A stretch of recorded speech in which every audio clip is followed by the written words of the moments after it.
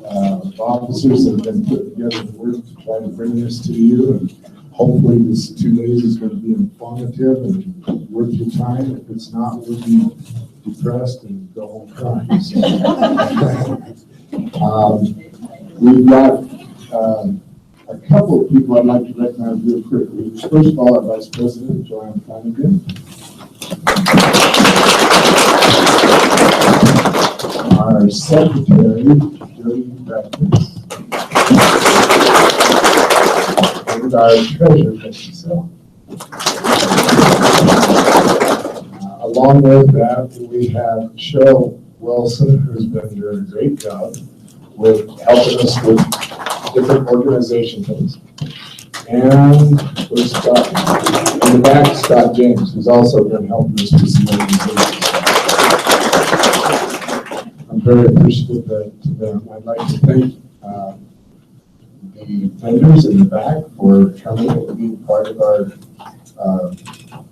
operation for a couple of days. They're very generous with their offers of meals and all. And we're very appreciative of that, and we'll let each one of them say a very short hello when their time's up. Hopefully tonight, all of you will be able to make it to dinner. I think that dinner will be a great time and some nice information. I hope we have everything all planned for you. If there's something you're missing, something that you need, please let us know. We're going to attempt to put this online live so that people can watch it. For those that couldn't make it, it will also be recorded on YouTube, so that if you want to view it at a later date, see something that you maybe want to hear again and check, you can. We'll also send out with all the documents on Google Docs, so that all of you will be invited to be part of that group, and we will have the documents. We did just this morning send one more thing. Jillian is going to call in, and I will talk about that a little bit later. Jillian is not able to be here in person, but she's doing some work for all of us with some CTE stuff. Meeting in Chicago with some big companies trying to bring some more money to the state, and she felt really bad, but you know, sometimes we need her to do those things for us too. She's going to call in. She's made arrangements. She did send us a PowerPoint to show as she talks, and she sent a draft that Joanne sent out to everybody so that you can look over it, because she wants feedback and questions and direction on that as well. And she really wants our input on things. So please make sure that you get a chance to look through that, and then from there, hopefully you can provide input for her so that she feels more comfortable with what she's doing. So starting off this morning, we have Mike Frichek. He'll be discussing some things with us and some looks to the new ESSA as well. The whole morning's kind of going to be tied to ESSA. Tomorrow morning, Scott Bullock and John Weaver will be here as well to talk about the transition. So we're going to get some ideas and how things are going there. Representative Northrup is here. We're very fortunate to have Representative Northrup. He will be talking to us a little bit later, and even though the future is not shining stars, he's going to present what they're looking at, and he wants your input and feedback so that he can go to the legislature and try to work from a knowledge base. And he's very interested in education and does a nice job, and we're very appreciative of him being there. So, without further ado, and boring me too much, I better let Mr. Frichek take over. Morning, everybody. This is quite impressive group of people here today. I think this is the largest meeting I've seen in Wyoming. I might be mistaken, but personally it is. I know a lot of the people out in the audience, but some of you may not know me. I worked in Natrona County School District for 26 years. About half of that time I worked as a school psychologist. The other half of the time I worked directing assessment and research for the district.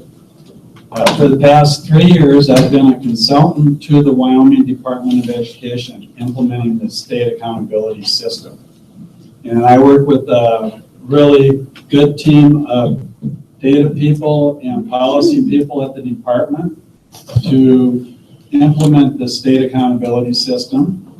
And I'm making an assumption today that most of you are familiar with the current Wyoming accountability system, indicators and how it's scored and all of that.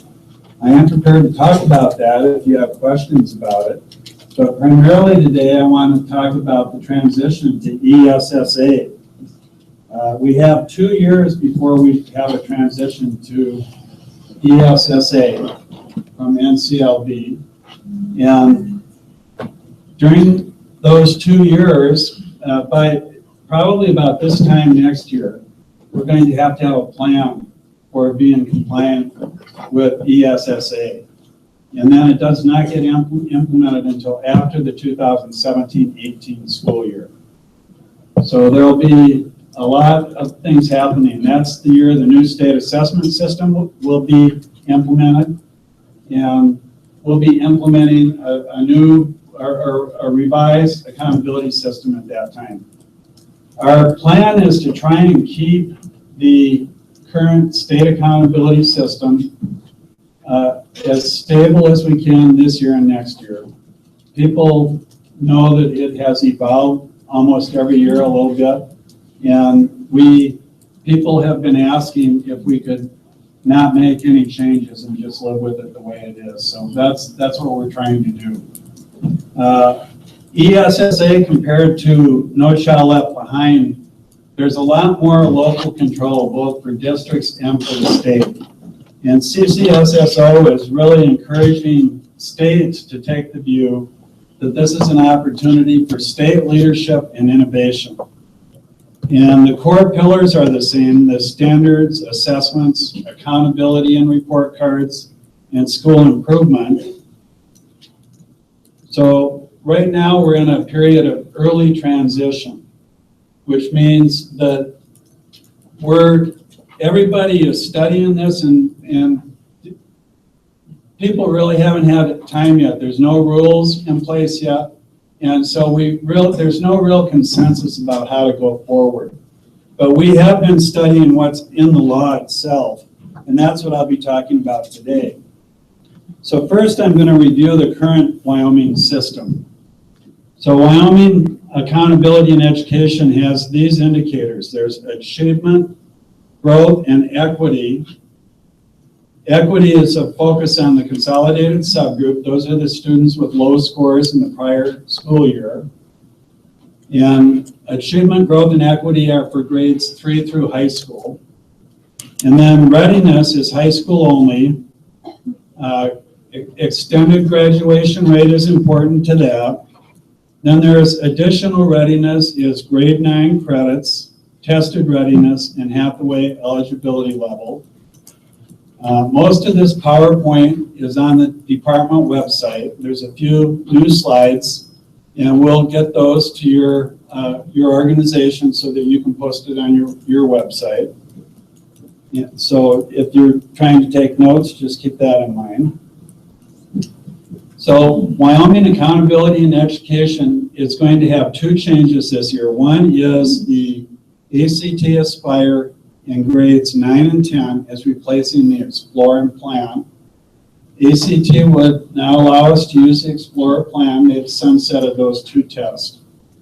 So that's the only change that's being planned. One way that the Explore and Plan were used is in the Tested Readiness Index. This Tested Readiness Index is right here. This is what it is basically. Students who get scores within those ranges, the school is assigned points for each student. And the Tested Readiness Index is the average student score for all students in any given school. So that's what it is. And these score ranges have remained the same since the pilot 3 years ago. And the score ranges for the ACT will remain the same for next year, but we're going to have to identify score ranges now on the Aspire. And here's how we're going to do that. These are the percent of students within each score range statewide last year in 2015. So what we'll do with the Aspire is we'll identify score ranges that identify the same percent of students in grade 9 and grade 10 that were in those score ranges last year. And by doing that, we shouldn't have to have a professional judgment panel. We shouldn't have to really bring together any kind of standard setting panel this year or next year. So that's what our plan is. And we won't be able to do that until this summer when we get the scores on the Aspire.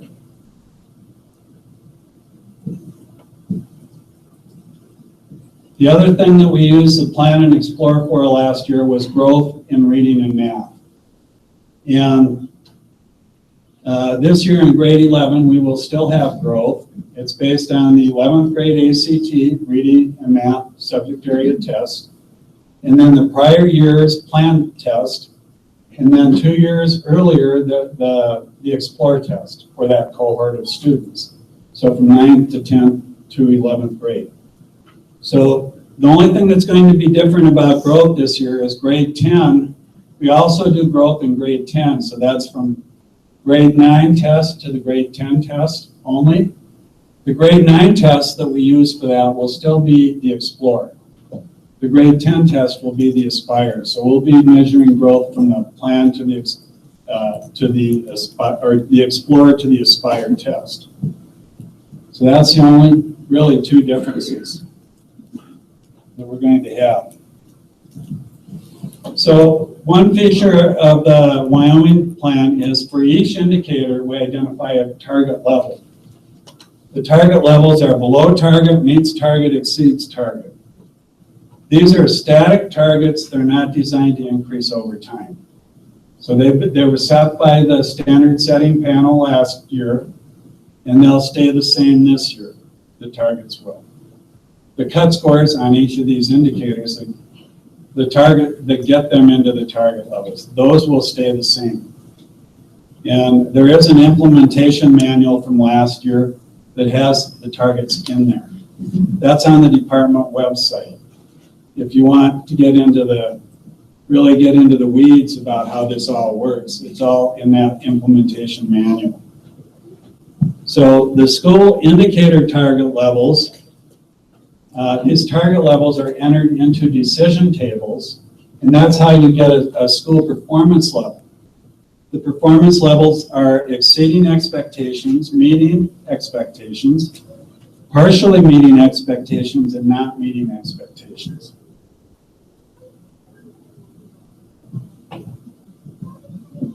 Then Wyoming also has a system of support that Joel Dvorak will be talking about this afternoon.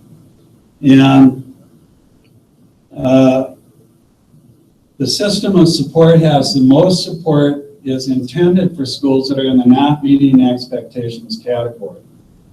And to get into that category, a school needs to be below target on all the indicators that they have scores on. So that's those are the schools that are most in need of support, and that's what the system is designed to do.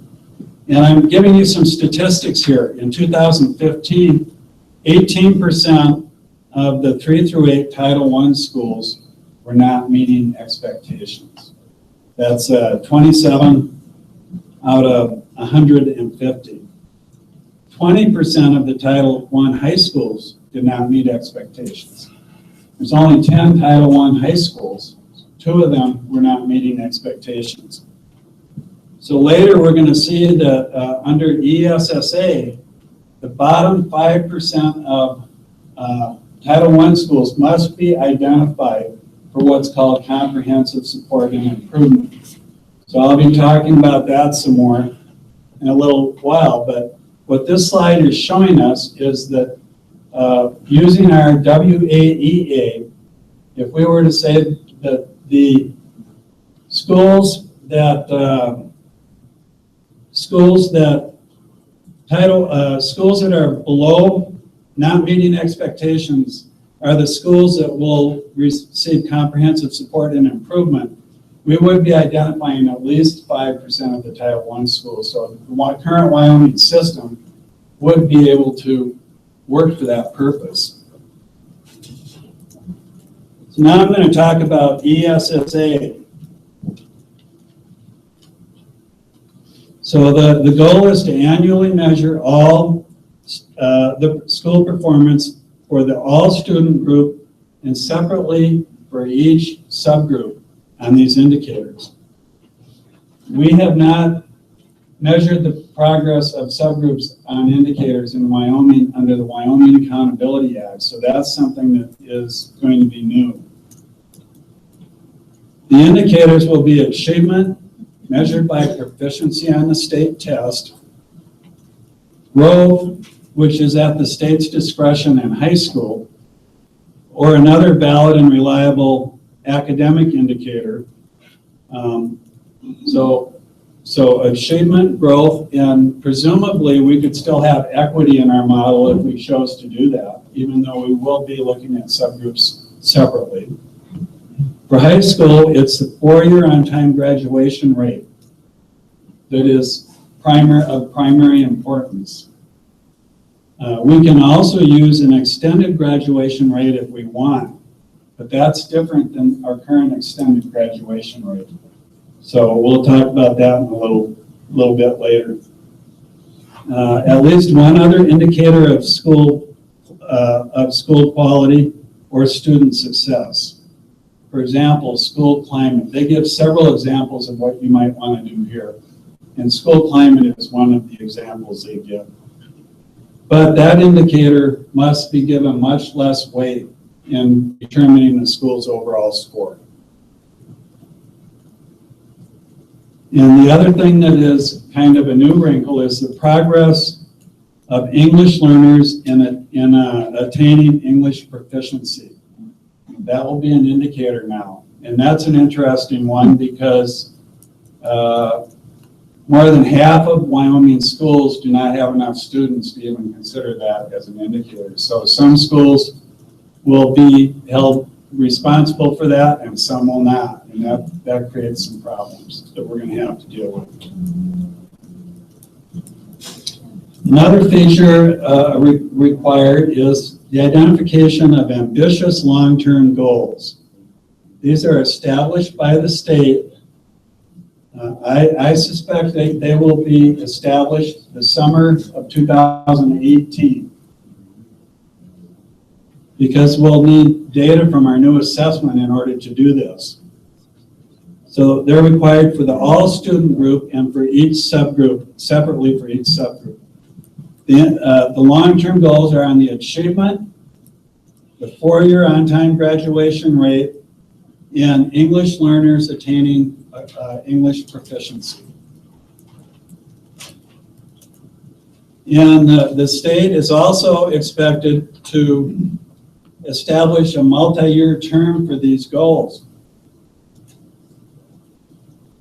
If you remember No Child Left Behind, we have until 2014 to get 100% of students proficient. And the law went into effect in 2002. So that's an example of a multi-year term.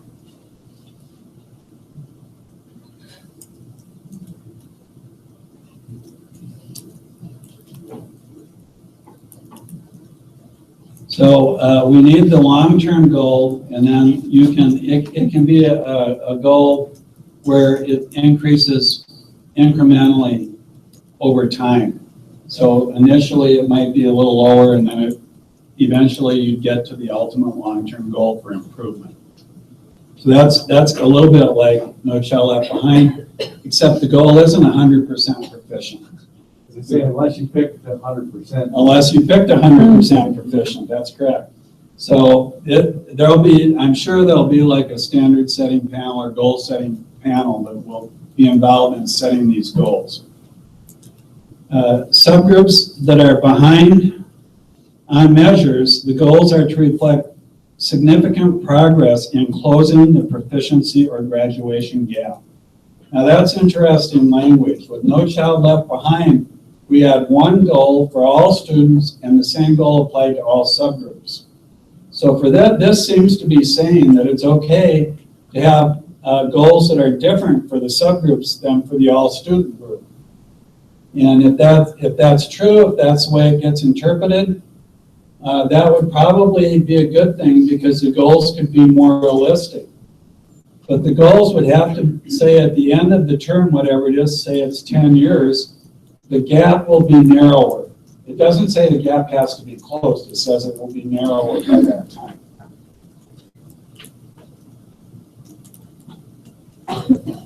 So some implications for Wyoming. For one thing, school performance levels will be needed for subgroups. So we have school performance levels for schools right now based on all students. We'll probably have to have school performance levels for each subgroup. Also, the role and type of extended graduation rate will have to be determined if we want to retain one. We're going to have to identify at least one other indicator of school effectiveness. School climate might be an example. Some parts of Wyoming's readiness index might meet that definition also. So that's an opportunity for some innovation there. Progress of English learners attaining English proficiency needs to be added as an indicator somehow to the Wyoming accountability determination. And if we continue to use decision tables, they're going to have to account for the English language proficiency indicator somehow. So those are some of our challenges moving forward. And CCSSO has a meeting coming up. They have regular meetings throughout the year, and people from the department go to those meetings. And they get people from all the states together, and they work on trying to solve some of these problems that are that you see in trying to transition to be compliant with this new law. You know, one thing I should mention on a positive note is that the adequate yearly progress is going away. So we will no longer have two accountability systems. That would be our goal, is to try and not have two accountability systems. Try to have one accountability system that works for both purposes. And Sean McInerney was at a CCSSO meeting with accountability folks from around the country in February, and he said that we're in much better shape than most states right now because of WAEA. So we are pretty well positioned to make this happen. So I'll talk about long-term goals and interim targets. So there's only 3 indicators we need those on: achievement, 4-year on-time graduation rate, and English learners making progress. The term for the long-term goals and the interim targets needs to be established by the state. So one possibility, and no decisions have been made yet. One possibility is that the long-term goal and the interim target could serve as the means target cut point for achievement and for graduation rate. That means that instead of having static targets like we do now, we would have targets that would increase over time for meeting target on those 2 indicators. That's one way this might work. All the other indicators would retain their static cut points under that approach. And subgroups could have unique targets for each subgroup. What we're working on right now is seeing the feasibility of applying the overall school model to each of the subgroups and see how many schools actually get a score for their subgroups. And I'm sure there's a lot of subgroups in Wyoming where very few schools will get a score for, kind of like No Child Left Behind.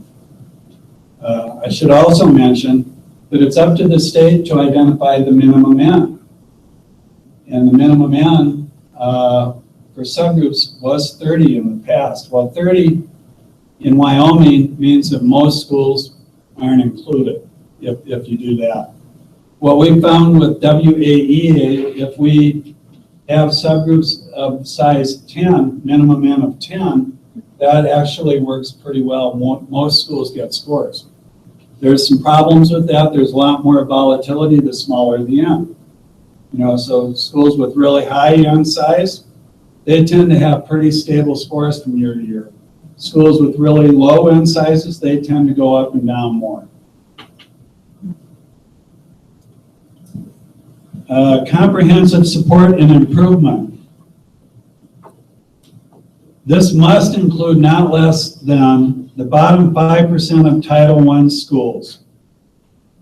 In Wyoming, this could include schools that are not meeting, Title I schools not meeting expectations. That would probably work. If we did that, we probably would be identifying more than 5% to go into this category. But we're building a system of support that is designed to be able to have the capacity to serve more than the bottom 5% of schools. So that's not necessarily a problem. All high schools failing to graduate 1/3 or more of students. So any high school that doesn't graduate at least 2/3 of students will be identified for comprehensive support and improvement category.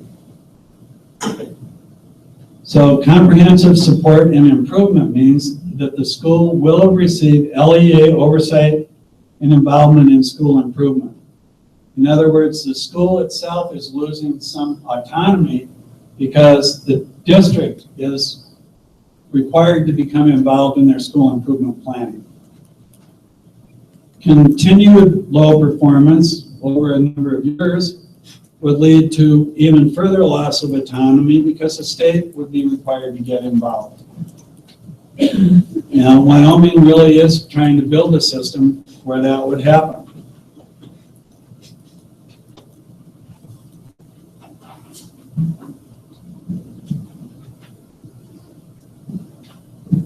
So the state will be required to establish exit criteria. So once schools are identified for comprehensive support and improvement, how do they get out of that?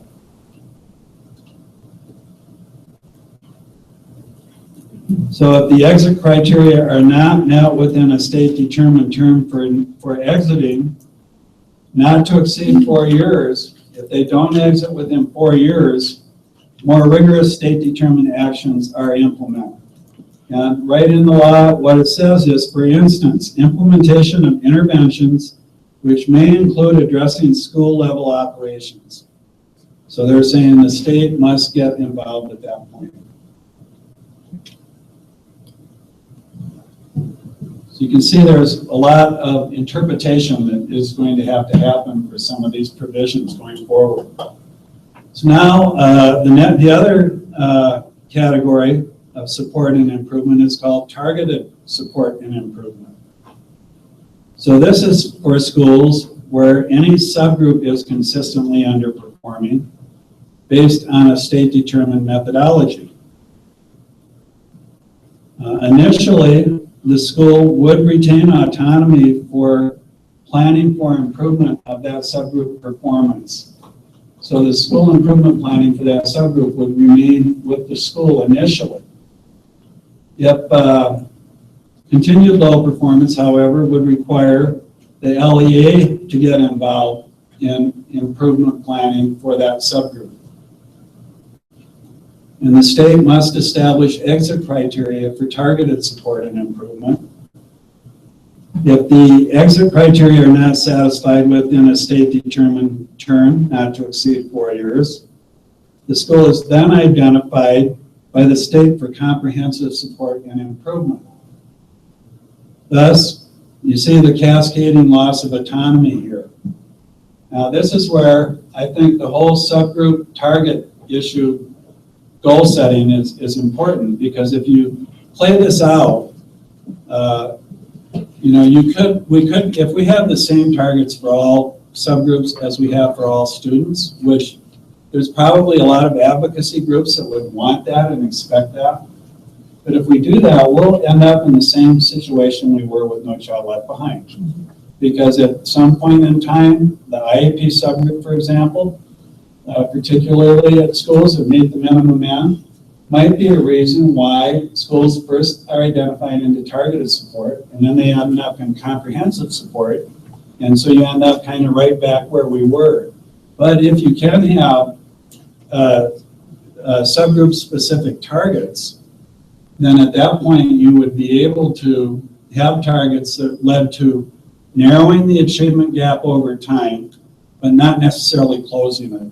And that's probably more something that would be more fair and more workable.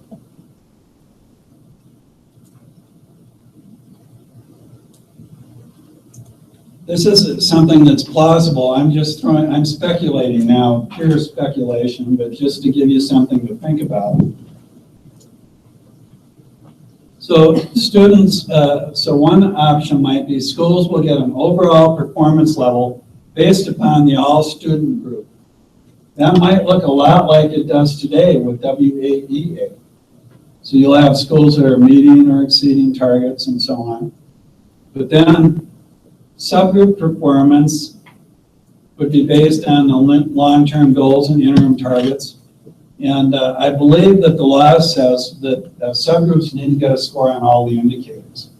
So subgroups would actually get a performance level. And if the performance level for the subgroup was not meeting targets, then the school could be identified for targeted support and assistance. So under this approach, you might have a school that is overall exceeding expectations or meeting expectations, but with targeted support and assistance. That makes a lot more sense than under No Child Left Behind, where there was only one designation, not meeting AYP, and you're going into all these consequences. Here, what you're recognizing is that overall the school's doing well, but they do have a subgroup they need to improve performance for. So that's one possibility.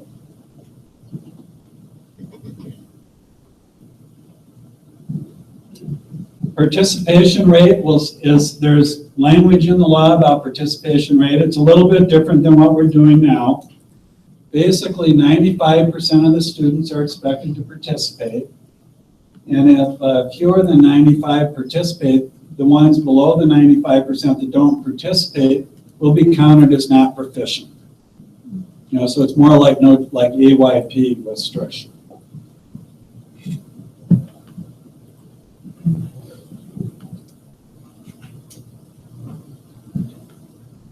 Partial attendance, that's like the full academic year variable. The students that count toward this are supposed to be at your school for at least half the school year, they're saying. Our current definition of full academic year is really a little more than half the year, October 1st until testing.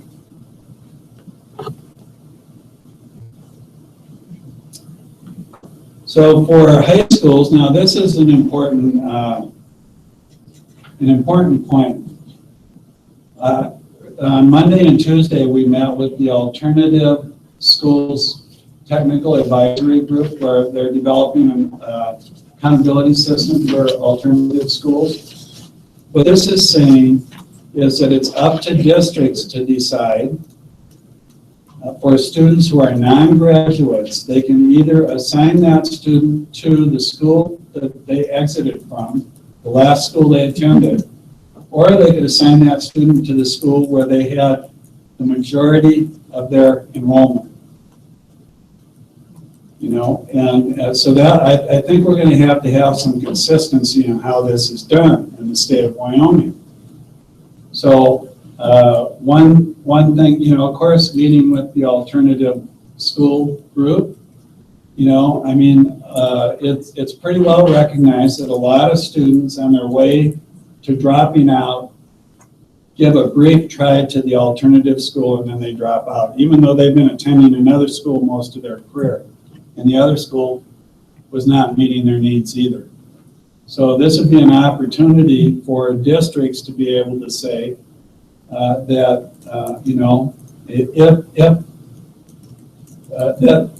we would choose the criteria that the student will be counted as a non-graduate at the school where they spend the majority have the majority of their enrollment in the district. So that's a decision that we're going to need to see some rules around it and see how that shakes out. So work underway in Wyoming. You're going to hear about, yes. Well, if they come from out of state, then they would count for your district. If they come from out of state and enroll in your school would be the school where they were enrolled in the longest, or the school that they last attended, and they would count.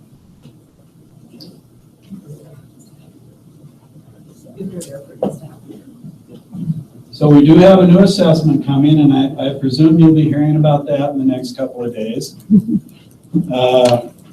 So the long-term goal setting will happen following the 17-18 school year, most likely.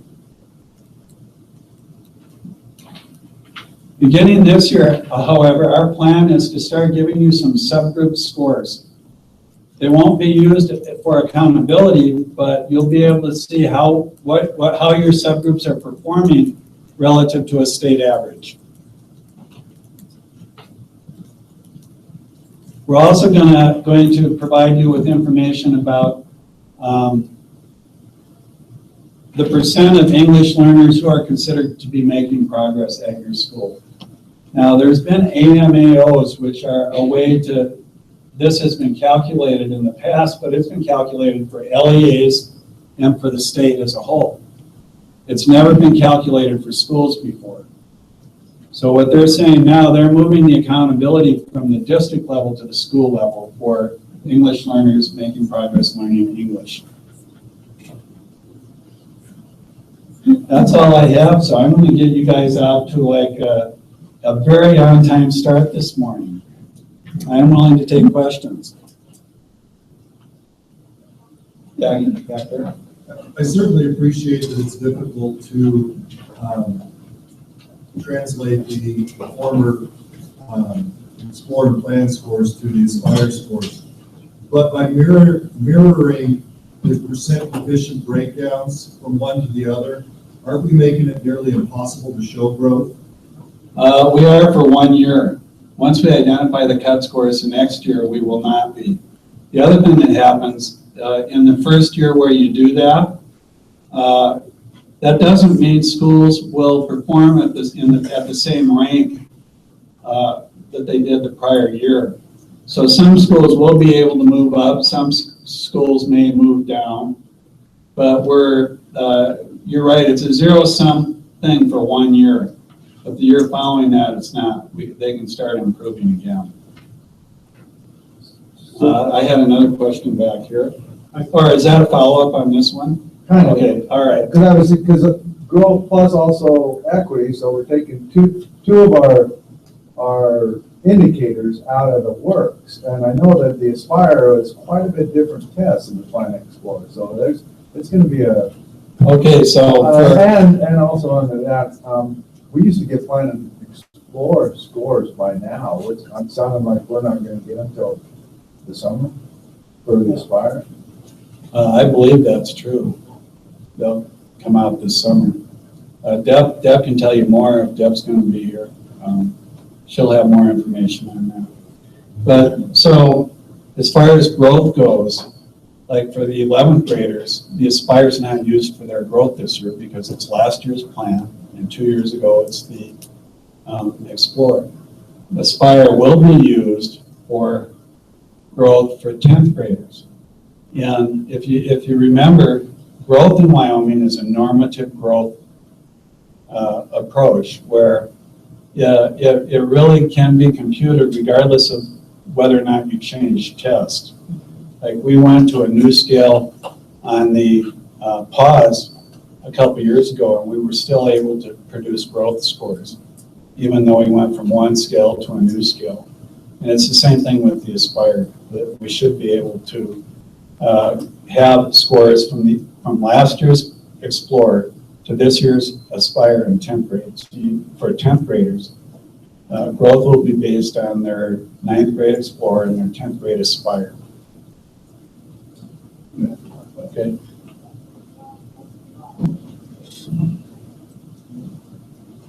Tony. I'm just taking notes. Okay. So I read an article here, and maybe this is for Deb and not you. And you made reference that we're going to hear about a new test here in a day or two. So Smarter Balance is out, and what are we looking at? That's really not a question for me. What we're looking at is an RFP. And the RFP is to be consistent with the task force report from last summer. So there's a task force report that you can get on the WDE website and on the LSO website that was produced as a result of a task force. So the RFP will be consistent with those task force recommendations. And there's no predetermined assumption about who might bid on that and who might get the bid. There'll be some kind of an inclusive process for looking at the bids when they come in from the contractors and making a determination which test to use. That's a procurement of a new test. That's the way it always works. So there might be a Smarter Balance bid. There might be an Aspire bid. There might be, there's other companies. Didn't that task force so recommend that they wanted a test that we could be compared somewhat nationally, so we don't have people saying, well, we're putting so much money in here, we're paying more than any state in the nation, our students, why aren't we performing? Because we've never been able to measure our performance with any state, so we want to compare apples to apples. That's correct. The task force report in the law says that it doesn't even say to the extent possible, it says that the new test should provide for a comparison with other states, period. It doesn't say how many other states, but other states. Meaning it's not a test developed for Wyoming and used only by Wyoming. It's a test that is being used elsewhere so that you can somehow come up with equivalent scores across states. Okay. Anything else?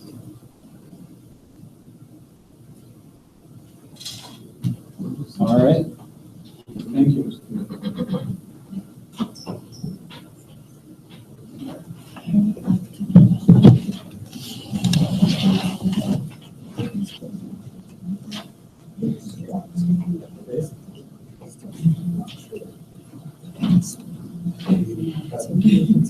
Thank you,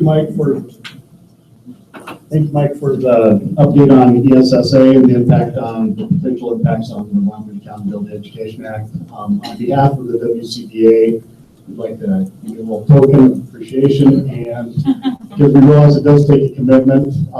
Mike, this is his third time speaking this week in this room. It's I'm like not a sure short. what the previous two audiences are, but thank you. And so, RJ, where are we at on the agenda?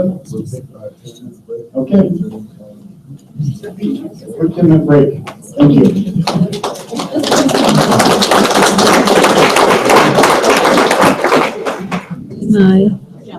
KEFLI.